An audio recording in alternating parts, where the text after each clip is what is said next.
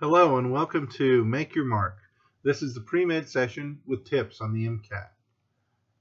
The Mcat comes with many interesting challenges. Not only is this a test that is quite long and quite arduous, but it has a few questions that typically pop up as students move forward. And I wanted to address some of those questions and maybe give a few tips for the Mcat. The first one, what's on the test? When should I take it? What's a good score? Where can I learn a little bit more?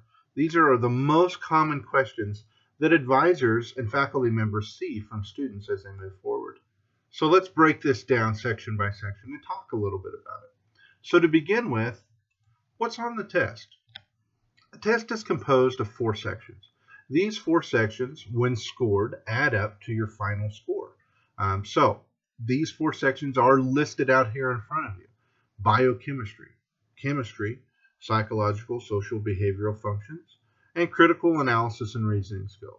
Now, the first 3 sections tend to go hand in hand with each other. They're additive in nature, so we see those introductory classes build until we get to essentially biochemistry. Now, biochemistry is arguably the most important section on this test. This test takes multiple years of studying courses and moves you forward so you can excel and hopefully get accepted to a medical school. When we look at these classes involved in the prerequisites, it's important to note that there's a couple different paths with different medical schools as well as pre-med programs. Some professors will advise you to take only Organic 1. Don't take Organic 2, just take Organic 1 because that meets the prerequisite of most medical schools. Whereas myself, I would advise you to take Organic 1 and Organic 2 because it gives you a better foundation and it makes you that much stronger when you're entering into a biochemistry program.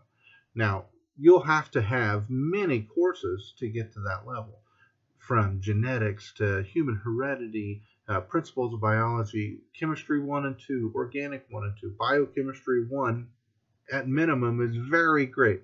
But if you can get into a 2-semester biochemistry program, that's even better. It helps concrete those skills and those concepts that you need to move forward and crush that test. And that's really what we want. Now, the critical analysis and reasoning skills is a lot of reading, which is something that you're going to get in your general education courses, and it should help you progress in that section. And typically, the sections that students struggle the most on are the biochemistry and the chemistry sections, which are the bulk of the exam itself. Now, when do I take it? When should I take this test? Well, the best answer is, when are you ready?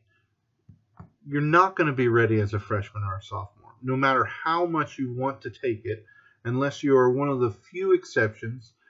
You just don't have the background that you need. You need these foundational courses because that's what you're going to be tested on. You need to have those courses under your belt before you take the test. And the reason is simple. You want to